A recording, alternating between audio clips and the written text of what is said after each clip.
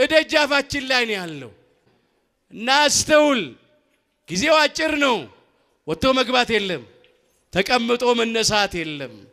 እድሜያችን ከሸማኔ ሞርወሪያ ይልቅ እየቸኮለ ነው። ከሚሮጥ ሰው ይልቅ እየፈጠነ ነው። አሁን ታይቶ ኋላ የሚጠፋ እንፋሎት ነው። የጠዋት ላይ ጤዛ ነው ህይወታችን። ተሰባሪ ሸክላዎች ነን። የመስከረም የጥቅምት አደይ አበባዎች ነን። ዳር ላይ የለም፣ ታይሳስ ላይ የለም። አሁን የለም። አበባው ጠውልጓል፣ ደርቋል፣ ረግፏል። የኛም ህይወት እንደዚህ ነው። የምንሰማው አስደንጋጭ ነገር ነው በየቀኑ። ስለዚህ ሁሉ ጊዜ ተዘጋጅተን ልንኖር ያስፈልገናል።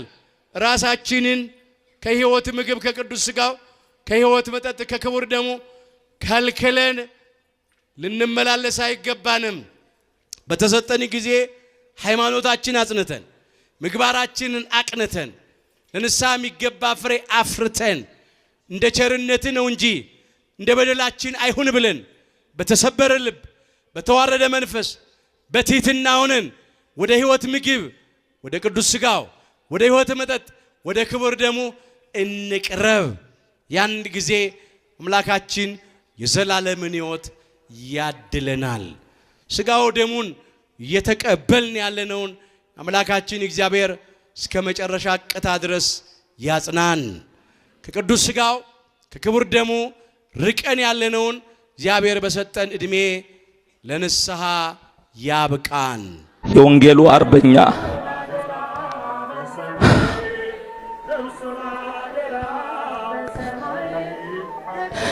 የሚነበብ መጽሐፍ ሲናገር የማይፈራ ዛሬ የምናስበው እጅግ የምንወደው የሚያሳዝነን በእውነት አንድ ልጃችን የቤተ ክርስቲያን እንቁ ልጅ በእውነት እሱ ይስበክ እንጂ እሱ ያስተምር እንጂ እሱ ያሳምረው እንጂ በእውነት ዛሬ ከመካከላችን ተለይቶ እናስበዋለን። ዘላለምን በእውነት እንደ ስሙ ወደ ዘላለማዊው ሕይወት የሄደው ዘላለምን አንረሳውም መቼ።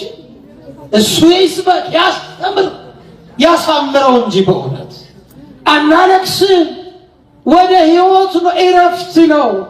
ወደ ቅዱሳኑ ነው የሄደው እሱ በእውነት እናስበዋለን እንጂ አናለቅስም።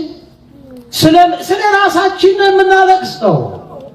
አዎ ቤተ ክርስቲያን ታዝናለች፣ እናዝናለን።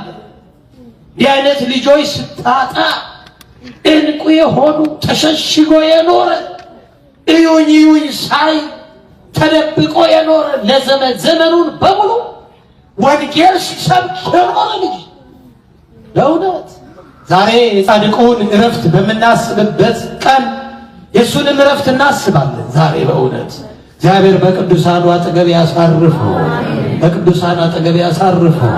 አንረሳውም። በልባችን ይኖራል፣ በልባችን ይኖራል። በእውነት ይቅርታ ዛሬ ስለሰማን ነው። እጅግ የሚያሳዝን አስደንጋጭ ዜና ስለሆነብን ነው።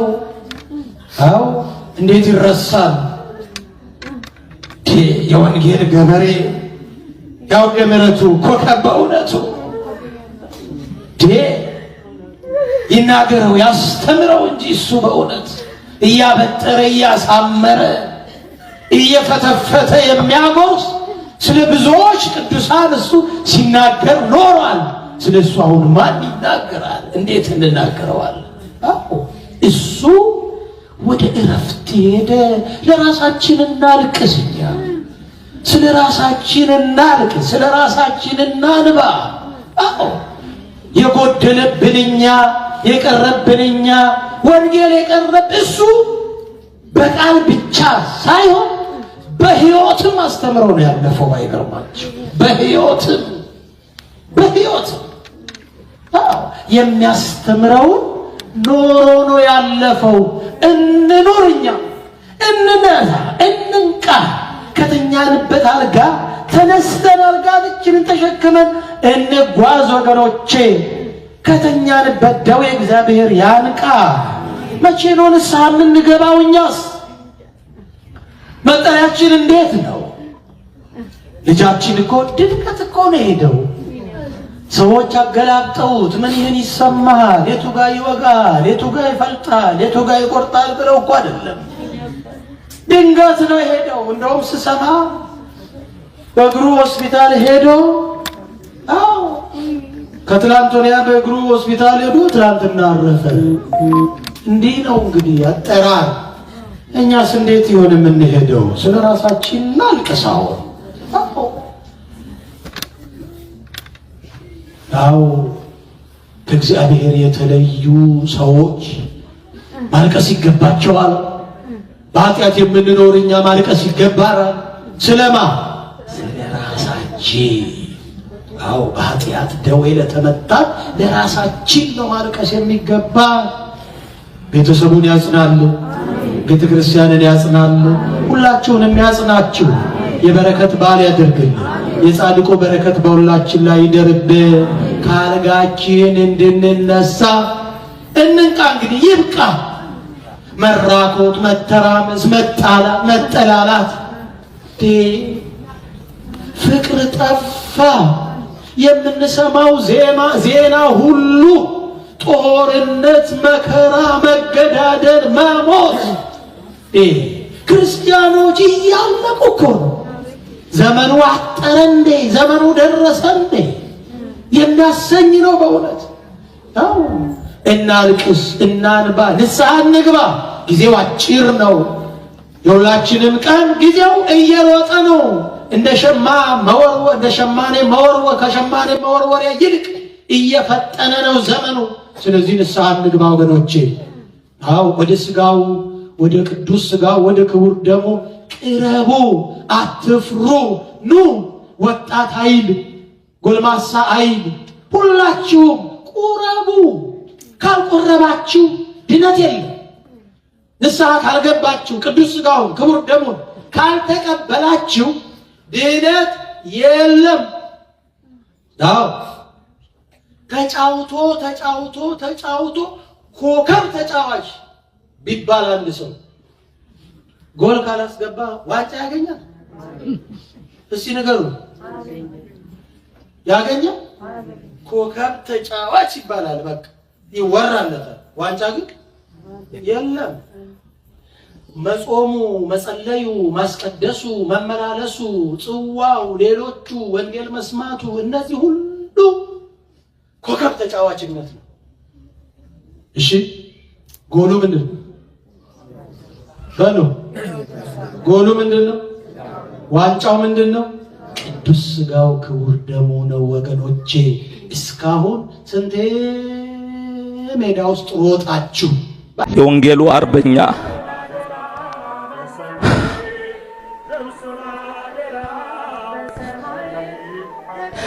የሚነበብ መጽሐፍ ሲናገር የማይፈራ ለእውነት የቆመ በበረሃ በከተማ ቀንና ሌሊት ሳይደክም ያገለገለ ጀግና። በቃ ደከመኝ አምላኬ ደግሞ ናፈቀኝ ብሎ መምህር ወደ እግዚአብሔር ሄዷል። ይህንን የእሱን መርዶ ቆሜ በመናገር ያዝናለሁ። አባቴ መንገድ መሪ ነው ለኔም በዚህ ደብር ላለን በመላው ዓለም ላሉ ኦርቶዶክሳውያን አጽናኝ፣ አሌንታ፣ የድሆች አባት፣ ብዙ ድሆችን ተሰውሮ የሚመግብ ወላጅ አልባ ሕፃናት የሚያሳድግ እሱ እየራበው ሌላ የሚያጎርስ መምህራችን መምህር ዘላለም ወንድሙ ወልደ ሰማዕት ወደ አምላክ ወደ ክርስቶስ ሄዷል። ስለዚህ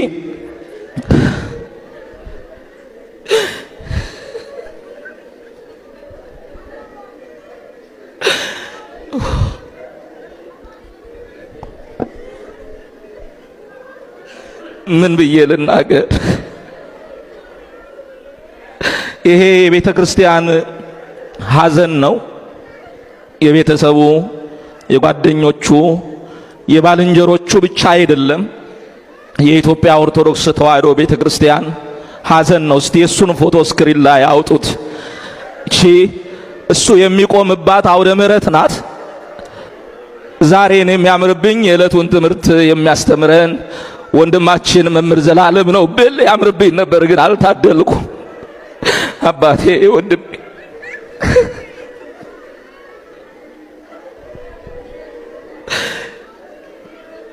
የሚገርመው ቀኑ ሲደርስ እመቤታችንን ሊሰናበታት ከደጇ ተሰናብቶ ሊሄድ እዚህ ነው የመጣው። እመቤቴም ደጅሽን የረገጠ አገልጋይሽን ልጅሽን ቅፍ ድግፍ አድርገሽ በክብር ሸኝልን። ስክሪኑ ላይ የሱን ፎቶ አውጡት።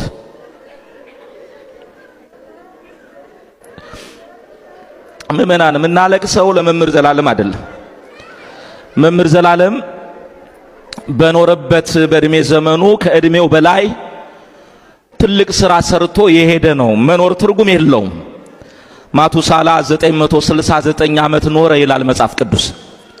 ግን አንድ ነገር ሰራ ተብሎ አልተጻፈም። መምህር ዘላለም እያመመው እየደከመው ደከመኝ ታምም ያለው ሳይል ህመሙን በውስጡ ይዞ ሌላ ሰው እንዳይጨነቅ እጅግ መልካም በጎ ስራዎችን ሰርቶ የሄደ ወንድም ነው።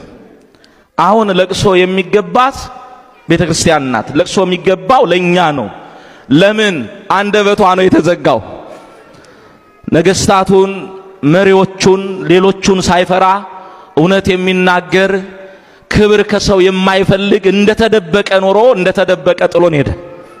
የሚያጽናናኝ ነፍሴንም የሚያበረታታት ከኔ ርቋልና አለቅሳለሁ። ልሳነ ተዋሕዶ የቤተ ክርስቲያናችን አንደበት የሆነ የከተማው መናኝ ባህታዊ የወንጌሉ አርበኛ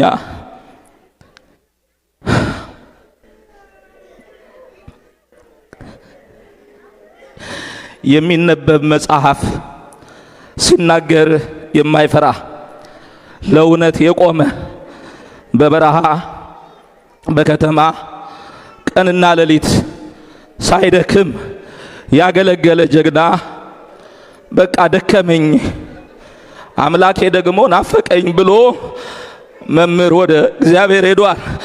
ይህንን የሱን መርዶ ቆሜ በመናገር ያዝናለሁ።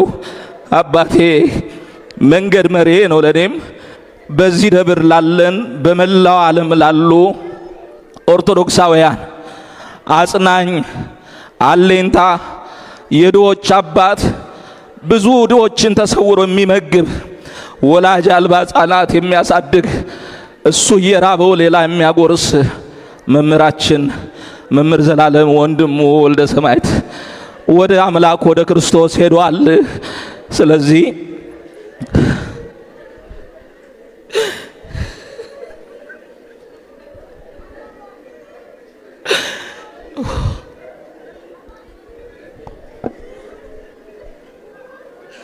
ምን ብዬ ልናገር? ይሄ የቤተ ክርስቲያን ሐዘን ነው።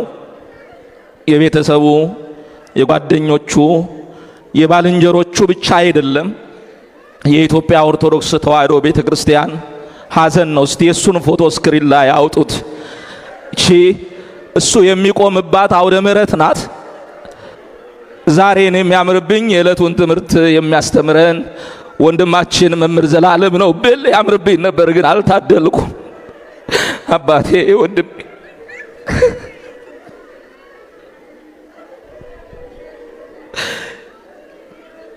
የሚገርመው ቀኑ ሲደርስ እመቤታችንን ሊሰናበታት ከደጇ ተሰናብቶ ሊሄድ እዚህ ነው የመጣው።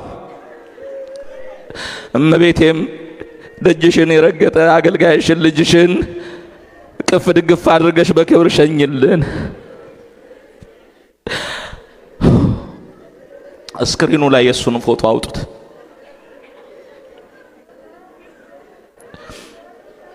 ምእመናን የምናለቅሰው ለመምህር ዘላለም አይደለም።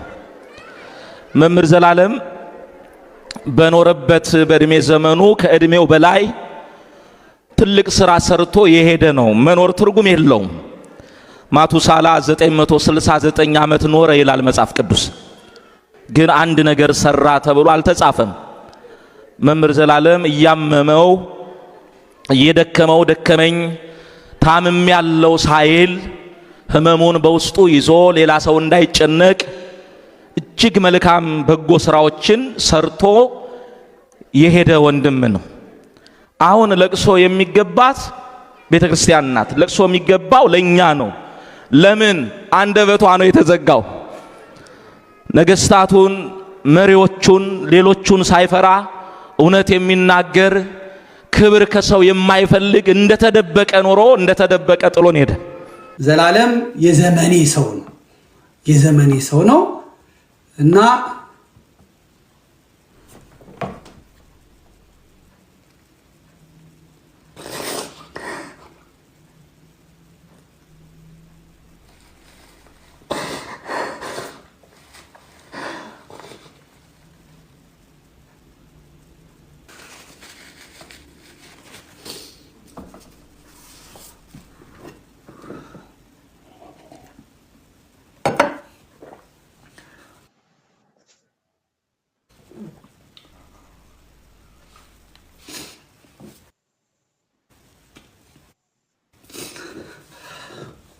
ነጭ ልበሱልኝ ስላለ ነጭ ልበሱ ስላለ ነው። መምህር ከሆኑ አይቀር እንደ ዘላለም ነው በእውነት።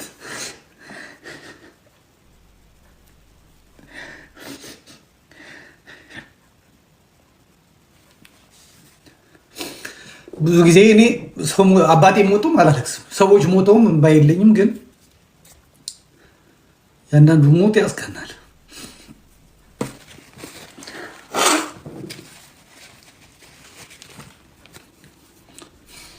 ሰባኪ ስናይ ከነጋሽ ታዬ ከነጋሽ ግርማ ቀጥሎ ያየናቸው ሰባኪያን በምስካየ ኅዙናን አባ መዓዛ፣ በልደታ ብፁዕ አቡነ ገብርኄር፣ በቅድስተ ማርያም አባማ ኢየሱስ፣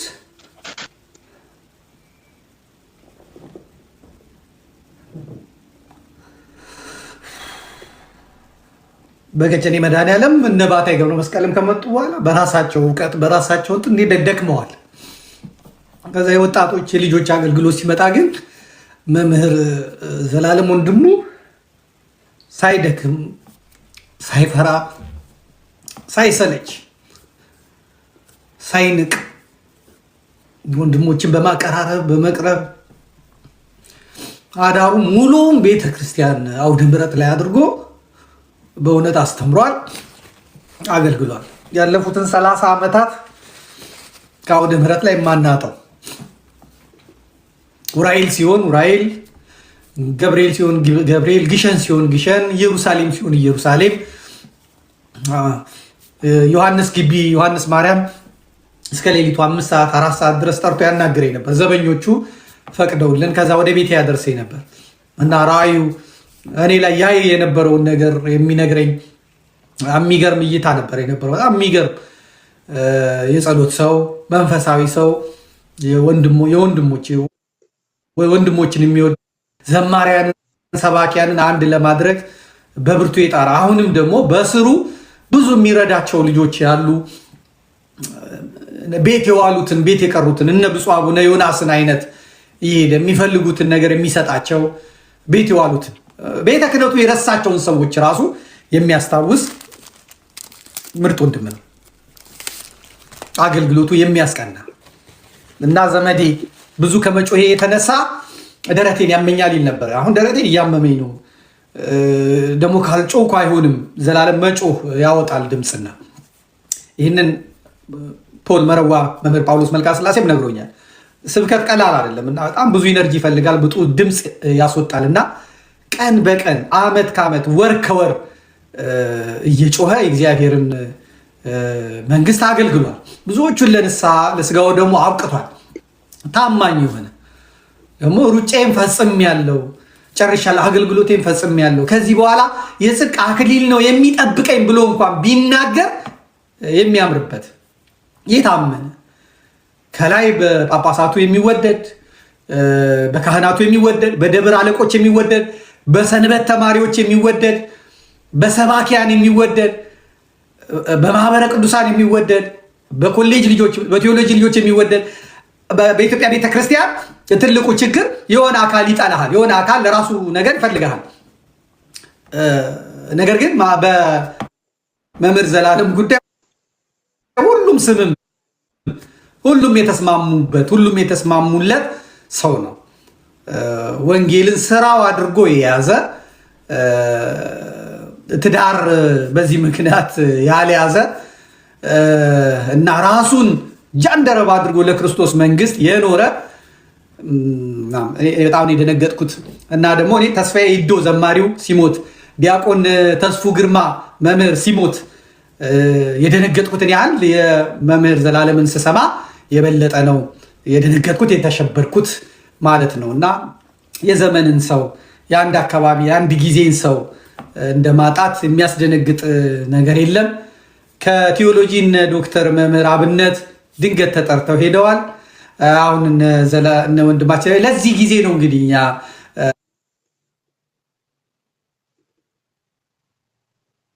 ምድሪቷ አልበቃን ያለችው በተንኮል በመገፋፋት ቤተክርስቲያንን በማቆርቆዝ በማድከም ለጠላት አሳልፎ በመስጠት ፍዳችንን የምንበላው ለዚህ ጊዜ ነው። መምህር ዘላለም ስትሮክ ከዚህ በፊት አሞት ነበር፣ ድኗል። አሁንም አሜሪካን ሀገር ለአገልግሎት ተጠርቶ ነው ሄደው። እዛ ከደረሰ በኋላ ትንሽ አመመኝ አለ። ወደ ክሊኒኩ ወደ ሆስፒታሉ በእግሩ ነው ሄደው። እዛ ከደረሰ በኋላ ደሙ ነው ፕሬሸሩ ከፍ አለ አሉ። ከዛ ወደ እንትኑ ሳይገባ ነው እጃቸው ላይ ያረፈው። እንግዲህ ማዘን ለኛ ነው፣ ማዘን ለራስ ነው። በመላው ኢትዮጵያ ዛሬ ከቅዳሴ በኋላ ተነግሯል። ይሄም መታደል ነው፣ መታደል ነው። ዲያቆን መኮንን ባረፈ ጊዜ የኛ ጓደኛ ባረፈ ጊዜ አሜሪካ ያለው ህዝብ እንዴት ነው የሸኘው? እሱ ብቻ አይደለም፣ ታቦት ወጥቶ ነው የተቀበረው። ታቦት ወጥቶ ነው የተቀበረው። ወንድማችን መምህር መኮንን ፍጹም አገልጋይ ስለነበረ፣ ፍጹም ወንድሞች ወዳጅ ስለነበረ እኔ ሲያትል ሲሄድ እሱ ያለበት ሀገር ሩቅ ነው። ነገር ግን መኪና ነድቶ መጥቶ ሁሉን ትቶ ከእኔ ጋር ነው ሲያትል በቆየውበት ጊዜ አንድ ላይ ነው የቆየ ነው። እና ያ ወንድም ታሞ ተሰቃይቶ አርፏል። ቤተክርስቲያንም ደግሞ በሚገባ ክብር ተቀብሏለች። ዛሬም መምህር ዘላለም ወንድሙን ቤተክርስቲያን ከዚህ በላይ አድርጋ ሙሽራ አድርጋ ለሌሎቹም ሰባኪያን ለሌሎቹም አገልጋይ ተስፋ አለን እንዲሉ ቤተክርስቲያን እንዲህ ነው ወይ የምትቀበለን እንዲሉ ከፍ ባለ ክብር ይችን ምድር ሲሰናበት ቢሸኙት በጣም ደስ ይለኛል። ይደረጋልም ብዬ አምናለሁ፣ ተስፋ አረጋለሁ። የእንትኑ ወጥቷል፣ የሽኝቱ እንትን ወጥቷል። እሱን አነብላችኋለሁ። ቀረብ አድርግልኝ። በርዕሰ አድባራት ደብረ ሰላም ቅድስት ማርያም የኢትዮጵያ ኦርቶዶክስ ተዋሕዶ ቤተክርስቲያን ያገለገለህን ሰው ሞት ቸል አትበል፣ ምርር ብለህ አልቅስለት፣ አጽንተህም እዘንለት፣ እንደ አገሩ ልማድ አልቅስለት። ስለ አገሩ ልማድ 1 ቀን 2 ቀን አልቅስለት። የብስጭት ሐዘን ኃይል የሚያደክም ስለሆነ በብስጭት ሐዘን እንዳይገባ ከዚህ በኋላ ለቅሶህን ተው ይላል መጽሐፈ ሲራክ ምዕራፍ 38 ቁጥር 16-18። የመምህር ዘላለም ወንድሙ ወልደ ሰማዕት ክቡር አስከሬን ሽኝት በተመለከተ የተዘጋጀ መርሃ ግብር ነው። እሑድ የካቲት 29 2018 ማርች 8 ማለት ነው በዋሽንግተን ዲሲ እና አካባቢው ሀገረ ስብከት ባሉ አብያተ ክርስቲያናት ጸሎተ ፍትሐት ይደርሳል። እሑድ ከቅዳሴ በኋላ ርዕሰ አድባራት ደብረ ሰላም ቅድስት ማርያም ቤተክርስቲያን ቅጽር ግቢ በላይኛው መኪና ማቆሚያ የአካባቢው አድባራትና ገዳማት አገልጋዮች እና ህዝበ ክርስቲያኑ ተሰብስበው ሀዘናቸውን ይወጣሉ። ሰኞ የካቲት 30 ቀን 2018 ነገ ማለት ነው ማርች 9 ከ12 ፒኤም ከቀኑ 4 ፒኤም ሰዓት ጀምሮ በላይኛው ትሬለር ለቅሶ መድረስ ለሚፈልጉ ሁሉ ቦታው ክፍት ይሆናል። ሰኞ የካቲት 30 2018 ማለት ነው። ሰኞ ከቀኑ 4 ሰዓት እስከ 7 ሰዓት የአካባቢው አድባራትና ገዳማት አገልጋዮች ህዝበ ክርስቲያኑ ተሰብስበው በሰርክ ጸሎትና በትምህርተ ወንጌል በጧፍ ማብራት ስነ ስርዓት ሲዘከር ያመሻል። ሰኞ ከምሽቱ 7 ሰዓት ክቡር አስከሬኑ ወደ ቤተ ክርስቲያን ይገባል። ከሌሊቱ 1 ሰዓት የአካባቢው አድባራትና ገዳማት አገልጋዮች ህዝበ ክርስቲያኑ ተሰብስበው ሰዓታት ቆመው ያድራሉ። ማክሰኞ ከጧቱ 9 ሰዓት እስከ 12 ሰዓት ፒኤም የአካባቢው አድባራትና ገዳማት አገልጋዮች እና ህዝበ ክርስቲያኑ ተሰብስበው ጸሎተ ፍታት ያደርሳሉ። ማክሰኞ በ12 ፒኤም የመምህር ዘላለም ወንድሙ የህይወት ታሪክና የወዳጅ ዘመድ ምስክርነት ይሰማል። ማክሰኞ በተጋባዥ እንግዳ ትምህርተ ወንጌል ይሰጣል።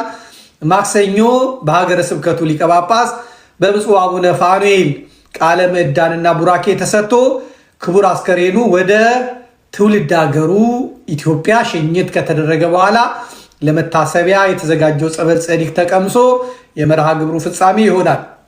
የመምህራችን የወልደ ሰማያትን ነፍስ ከቅዱሳኑ ይደምርልን። ማሳሰቢያ፣ ካህናትና አገልጋዮች እንዲሁም ምዕመናን በሙሉ ነጭ ለብሳችሁ እንድትገኙ በአክብሮት እንጠይቃለን። ነጭ ለብሳችሁ ኢትዮጵያም ነጭ ለብሳችሁ ተቀበሉት፣ ነጭ ለብሳችሁ ቅበሩት። የክርስቶስ ሙሽራ ነው፣ አገልጋይ ነው፣ ነፍሱን ለወንጌል የሰጠ ነው። አንገት የሚያስደፋ ደረት የሚያስደቃ ነገር አይደለም እና ለቀረነውም ደግሞ እግዚአብሔር ልቦና ይስጠን። ቤተክርስቲያናችንን ወደን አፍቅረን ለማለፍ ያብቃል። አንድ የመጨረሻ ስብከቱን በሞት ላይ የተናገረውን ሰምተን ይህንኛውን መርሃ ግብር እንጨርሰዋለን። ሞት አይቀርም። ሰው በረሃብ ይሞታል፣ በበሽታ ይሞታል፣ በመኪና አደጋ ይሞታል፣ በጦርነት በሰዎች ይሞታል፣ እንቅፋት ሞቶ እንሞታለን፣ መራቃችን ትን ብሎን እንሞታለን። ከመጣ አይቀርም። ግን ሃይማኖትን አጽንቶ ምግባርን አቅንቶ ለንስሐ የሚገባ ፍሬ አፍርቶ የአምላክን ቅዱስ ሥጋና ክብር ደም ተቀብሎ ተዘጋጅቶ መሞት ደግሞ መታደል ነው። ሞት እረፍት ነው። ስጋችንን ነው የሚገድሉት፣ ነፍሳችንን የት ያገኟታል? ስጋችሁን የሚገድሉትን አትፍሩ ይላል። ነፍሳችሁን መግደል አይቻላቸውምና ይላል ቃሉ የማቴዎስ ወንጌል ምዕራፍ 10 ቁጥር 28 ላይ። ስለዚህ ስጋችንን የሚገድሉትን አትፍሩ፣ ይልቅ አምነን እንሞት። እግዚአብሔር ለሁላችንም ጽናቱን ይስጠን። የወንድማችንን ነፍሱን ይማርልን። እንግዲህ የምንወዳቸው ብፁዕ አባታችን ከኢየሩሳሌም እንግዲህ አርፈዋል። እሱም እዛው ነበረ። በ40ኛው ቀን ነው እሱም እንግዲህ ያረፈው። እንደምታያቸው ሁለቱም ደግሞ ወደ ቀራንዮ መስቀል ተሸክመው ነበር የሄዱት። ይሄ የመጨረሻቸው ሆኗል ማለት ነው። መስቀሉን ተሸክመው አባትና ልጅ ተጠራርተው ሄደዋል። ብፁዕ አቡነ ዕንባቆም ይቆጨኛል እንደሚያሳክመኝ ባጣ ለዘመዴ ነግረዋለሁ እንዳሉ ነው ቀሲስ ሱራፌል የነገረኝ እና አባቴ ናቸው። ኢየሩሳሌም ሲሄድ ያስተናገዱኝ። ቤተልሔም ቅዱስ ገብርኤል ይሄን ጊዜ እኔ እንደ ህዝብ እንደ ጎብኝን የመጣሁት ነገር ግን በፍጹም ብለው አውደ ምሕረት ላይ ወጥተ ቃሉን ተናገር ያሉኝ አባቴ፣ የሚያቁኝ የሚወዱኝ አባቴ ናቸው። ሰዎች እንኳን እዛ ሄደው እንደው ዘመድኩን ነው በሉ ብያቸው የኔን ወዳጆች በጣም የሚያስተናግዱልኝ አባት ነበሩ። እንግዲህ የብፁዕ አባታችን በረከታቸው ይደርብን። ወንድማችንም ደግሞ በአብርሃም በያዕቆብ በይስሐቅ እቅፍ ያኑርልን። ለሚፈነግል ወድበር ብለው፣ ለሚጠፋ ብር ብለው፣ ለሚቀር ምድራዊ ክብር ብለው፣ ለስጋዊ ጥቅም ብለው እኔ እበልጥ እያሉ የድሃውን ልጅ ያጋድሉታል። በጎጠኝነት እየተመላለስን የገሌ ቋንቋ የሚናገር እያለን እዛ ውስጥ ያለን ሰዎች ከዚያ እንውጣ።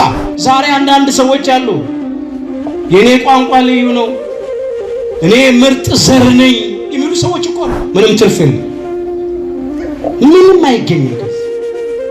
አሁን ከመለያየት መስማማት፣ ከቂም በቀለኝነት ይቅርባይነት፣ ከመቃቃር መፈቃቀር፣ ከመተማማት ከመተቻቸት ቀርቦ መወያየት፣ ጸብ ለሚዘሩ መለያየት ለሚዘሩ ጎጠኝነትን ለሚዘሩ ጆሮአችንን አንስት፣ ቦታ አንስት።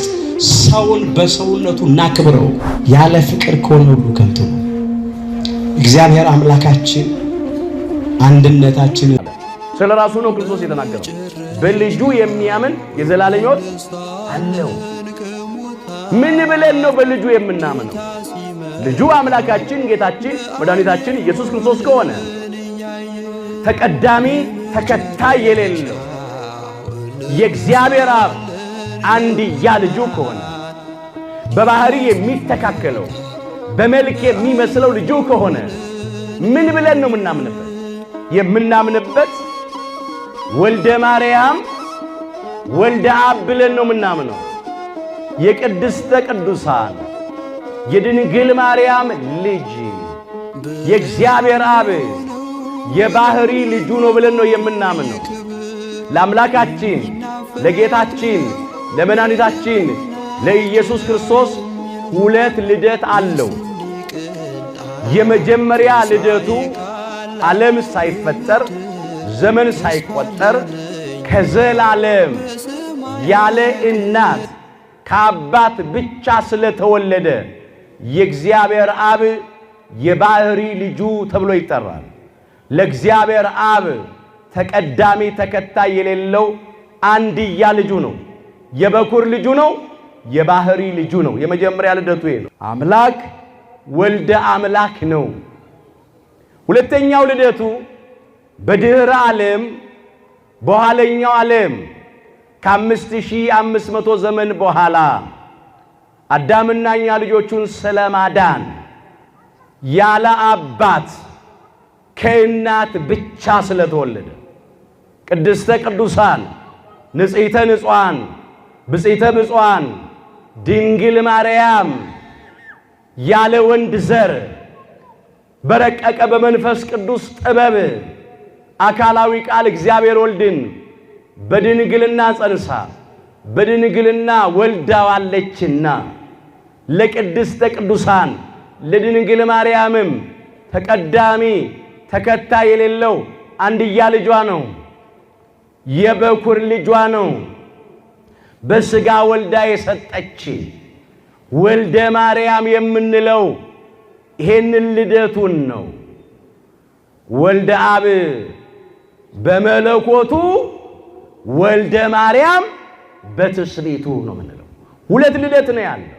ካንቺ የሚወለደው በሉ ቅዱሱ የእግዚአብሔር ልጅ ነው።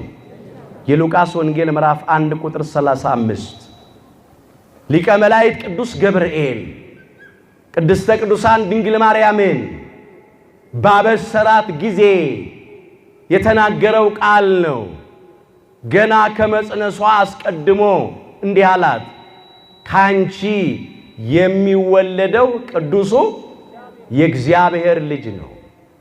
ቅዱስ ቅዱስ ቅዱስ ተብለው ከሚመሰገኑት ከቅድስት ሥላሴ አንዱ አካል አካላዊ ቃል እግዚአብሔር ወልድ ነው።